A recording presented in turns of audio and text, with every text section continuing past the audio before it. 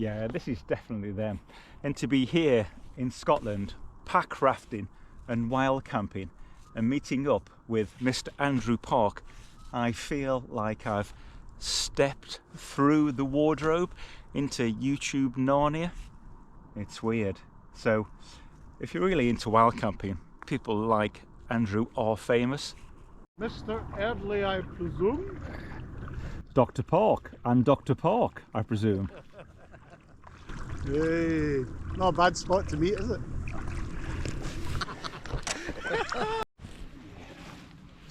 So this is bizarre watching Andrew Park put a tent up. This is like watching Elton John polishing his glasses, or you know. I'm about the same age. So Andrew, sorry to put you through this, but this is an opportunity. So I've got some questions, and now that we've met and we've had a good crack, we've had a stand around and a chat, and language has been used that's normally not appropriate For YouTube.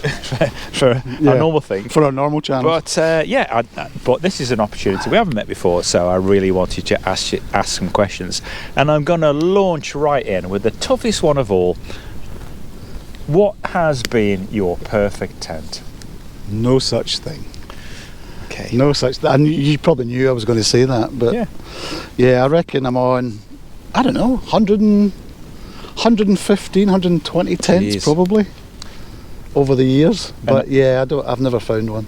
But how many are actually left in your gear store out of those? Currently? Yeah. 3. Oh, wow, that's hard. How do you do that? I rotate them. I sell them. I use them, sell them, buy another one, sell it. But that was the other one. There must be sometimes where you've got an emotional attachment to. You think, I've had some good times in that tent. It might have been inflatable, but you had some good times. Yeah, I think they're probably the early ones. You know, when I first started wild camping, I was 17. And there's a hill actually behind the camera, which you can maybe see tomorrow, but Ben Do at the back there is the very first wild camp I ever did. Yeah. At 17. And I used, for the older viewers amongst you, the Ultimate Tramp was my first tent. Okay. I don't know if you remember Saunders, was it? It was very similar to Saunders. I think Saunders had was it called a jet packer or something? Right, I can't remember. Okay. Anyway, yeah. So yeah, the early ones were good. Just emotional attachment to the very early first days of wild camping. Yeah, well, I've definitely recaptured the magic of it all today with coming out on the Packrafts and going across the loch. It's just been absolutely stunning. And this is just by chance, really. Andy there, who's behind camera, just we were looking at the Lake District or the Tweed, and we weren't sure, and he just said, "Oh, about Loch Lomond." I said, "I know a man who might have some hints, local knowledge or tips." Yeah. Well, you lucked out with the weather. That's been great. Yeah, absolutely good. Fabulous. Okay, so yeah, emotional attachment. So that was kind of like a few of them back in the day. Okay, here's a tough one. The rest of your life going forward, you can only have one brand of tent. Oh, that is a toughie. One brand. You know, I think you'd have to play tactically. You'd probably have to go with a big name that's got lots of different models in the range. Yeah. And I suppose if you had to choose, you'd probably go for the safe choice. You'd probably just go for Hilleberg. Yeah, I thought you might say that, but Andy here earlier on pointed out Terra Nova for their... I'm not actually convinced about the quality of Terra Nova. I've had problems in the past with their poles breaking. Okay. The construction, I think, is mid-market. And the light white inner seems a bit dated, do you think? Yeah, I'm not actually that keen on the light white inner, to be honest. I do prefer a wee bit of yellow, like a bit of... It's a bit 80s, isn't it? Yeah, maybe. Okay, right, this is one we've been talking about earlier on. And I know I mentioned I'd been through a kind of like a bit of a journey, and things had changed for me a little bit, like a little bit of sponsorship, a little bit increased viewers. Yeah. And in the early days, I was just doing it as like a family vlog, and then it changed to just for the crack, and that's the main reason I still do it, because at home, if I talk to my wife about like tents and stuff, I get a severe glazing effect. So those people on YouTube will crack on about the stuff I like. So why do you do it, Andy? Oh God, I guess it's like everyone. There's a number of reasons. If you're stuck at a desk at a computer 5 days a week, staring out the window, and you've got a love of the outdoors. For me, it's just an escape. Yeah. You know, but it's a bit of it's micro adventure. It doesn't have to be extreme. It doesn't have to be for a number of days. A quick overnight for me is just a great reset and a way to relax. Yeah. And just to, actually, the whole camping, the whole wild camping part of it is more about just spending more time in that scenery. And there's something nice, I think, when you're out at night when the crowds disappear. And you have a lot of these places virtually to yourself. Yeah, which we have now, luckily. So I take it you've been here before and it's been pretty... Been here over the years, many a time, yeah. I even, when I was a kid, I used to come here, my uncle was a farmer. Right. On the shore across there. So I used to spend my weekends here quite a lot on the shore of Loch Lomond. Very nice. So you get to know it well, but it's also very handy. For me, it's an hour up the road from the house. So, well, for us, it's been 3. So we think the Lake District to Keswick for us is 2, but we're thinking, why not just come here and we can be in the land of the free? Because you know there's this political backwards and forwards about land access. So that leads me into another question. Something I'm really aware of is that Scotland's leading the way with land reform. So I think it's this weekend is actually the Revive conference that's been hosted by Chris Packraft. It's over in Perth. Oh right, okay. So I didn't know that. Yeah. You know what's your feeling about like upland land ownership? Because I know where you've camped sometimes it's been grouse moorland and stuff. Do you ever feel uncomfortable? Because I know we do get that feeling in England, especially on the moorlands sometimes. I really genuinely think we're extremely lucky up here, and I take it for granted because I rarely go beyond Scotland. I mean, I maybe go to the Alps, in the French Alps, and the restrictions there about bivouacking and camping, having to wait until after sunset, right, breaking camp before sunrise, all that kind of stuff is alien to me. You know, I've had 40 odd years of relative freedom. You know, and I think Richard will tell you who's behind the camera, but I think we've only once basically camped in the middle of a landowner's shoot, and the guy who owned the estate, a Dutch guy whose name I can't remember, but he was actually very nice about it and said, look, you guys can stay here, but if you don't mind, please move on before the shooting party arrive in the morning. Absolutely no hassle, and that's probably the most interaction I've had with any landowner in 40 years of wild camping. Well, a similar thing happened to me. It was years ago. I was testing Blue Tunnel 10. What's it called? But I went now. I was looking for somewhere new to camp that wasn't so far away from home. I went to south of Newcastle to the Blanchman Moor area. Right. When I got there, I realised it was kind of like a heavily farmed grouse moorland, and it was lashing it down to rain. And I thought I don't want to go any further, and I put this tent up. And in the morning, I heard the quad bike coming up the hill. I thought, oh my, here we go. Yeah. And he was actually coming up to fill up the bird feeders, which I realised in the daylight were like all around me, and the birds pecking away. Yeah. And he was fine. He says, "You do realise you aren't supposed to camp here?" And I just said, "Oh, I'm really sorry. It was wet and I was cold last night. I put my tent up. I finished my breakfast. 20 minutes I'll be gone." He said, "Oh, no problem." So that was my only interaction as well. Well, that's pretty good, I would have thought, for England, I just that kind of feel for a lot of people further south, especially the kind of fellow YouTubers that I watch, in terms of having to be so stealthy about their camping, or even you watch some of the popular YouTubers and you realise that they're actually surrounded by other wild campers within. I think they're having to move on from their original chosen spot. Probably more the Derbyshire crew, do you think? Is it? Oh, I don't know. Yeah. I mean, where I am, Northumberland, you can walk all day and not see anybody. And not see. Oh, that's good. That's good. Absolutely. Just nothing. Nobody's there. No problem. And for me, it's been the same in the Lake District. Mostly. Amazingly, really. It's been okay. That's good. I get maybe falsely the impression that I think it's also since lockdown possibly it's become much more popular.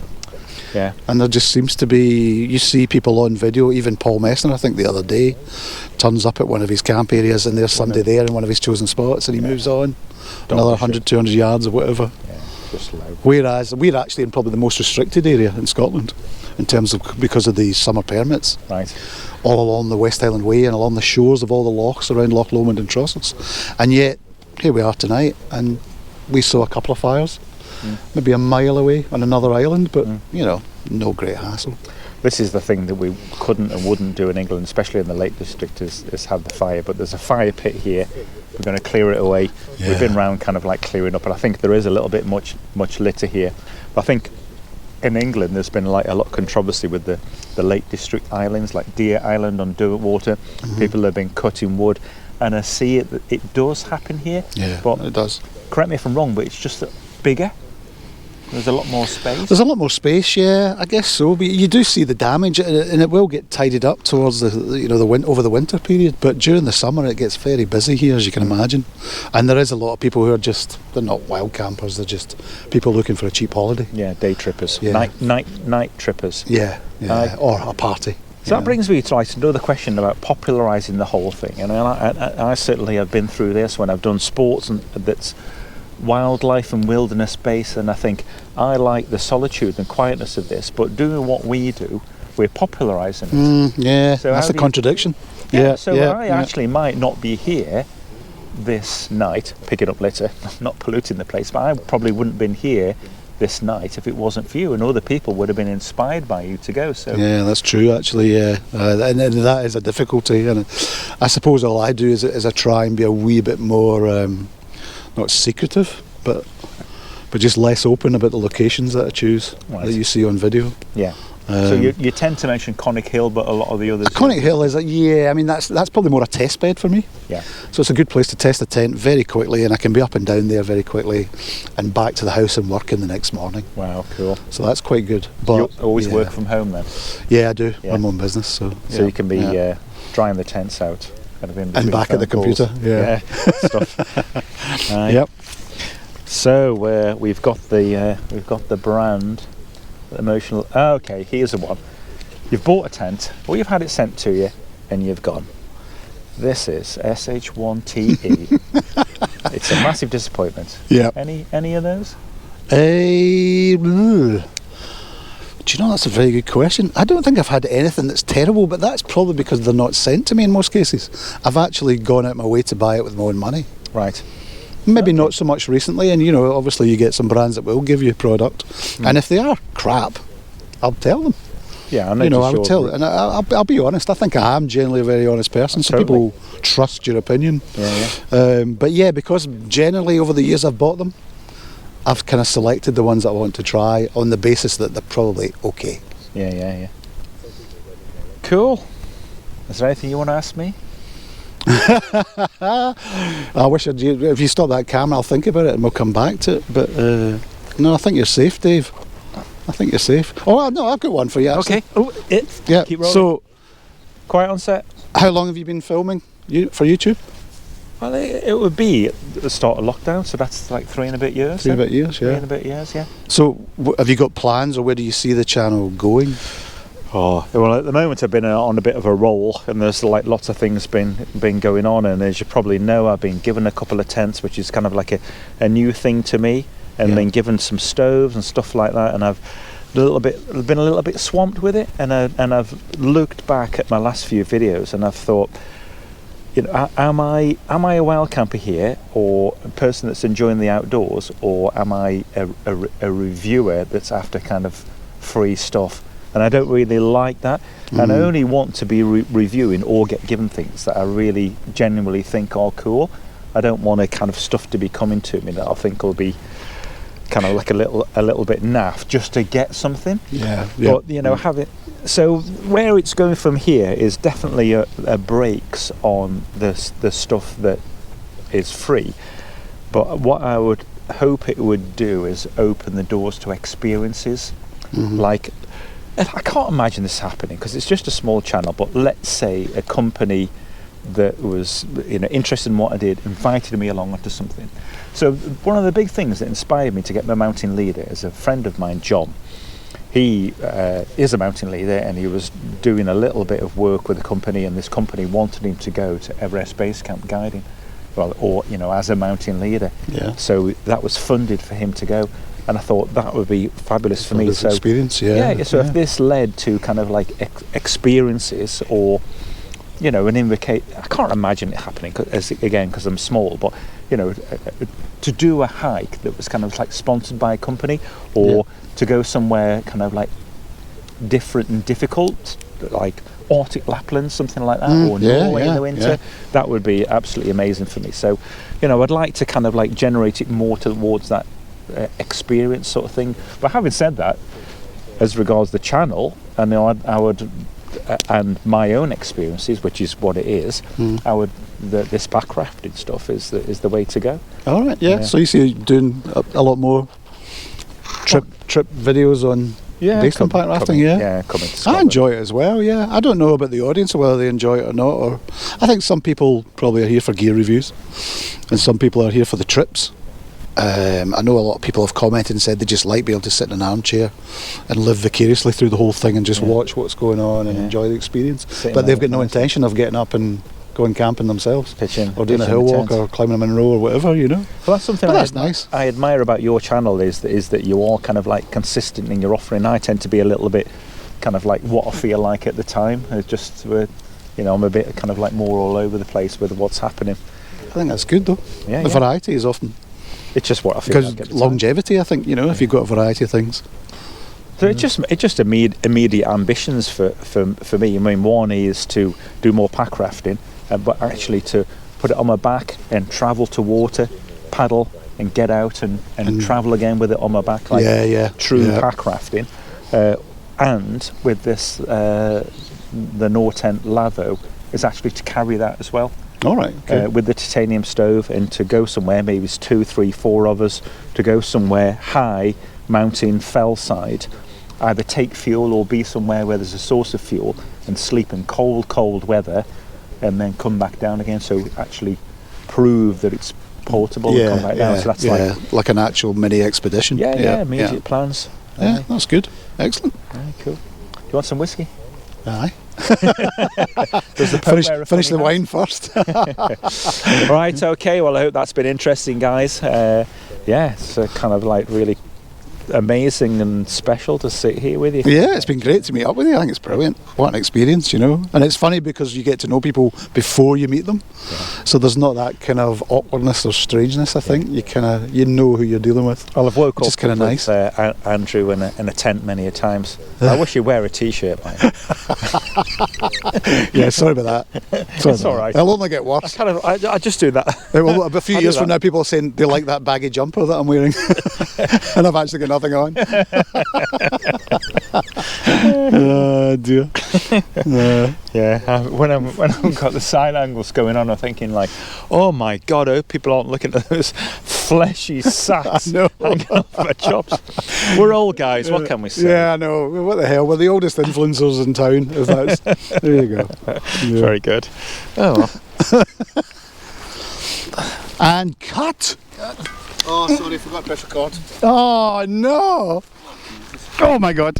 First day's been brilliant, and it's been fabulous to meet Andrew and his brother. They're absolute crackers, they are. It's often said when you meet your heroes it's a disappointment, but that's definitely not been the case today. It's been quite the opposite. They've just been brilliant, just a great crack. So guys, coming back again, before they run out of fuel. Moving. Nah, they're not. I've never seen Rooster and a wallaby in the same room. Little fur dry suit, that's me, I'm off. That's going to be the way to find them. I've got the same build. Right, cheers guys. We are the best. Thanks very much, been fantastic. Guys are off.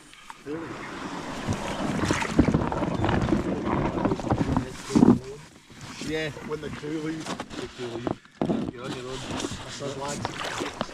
See if I can give some YouTube gold falling on my ass here.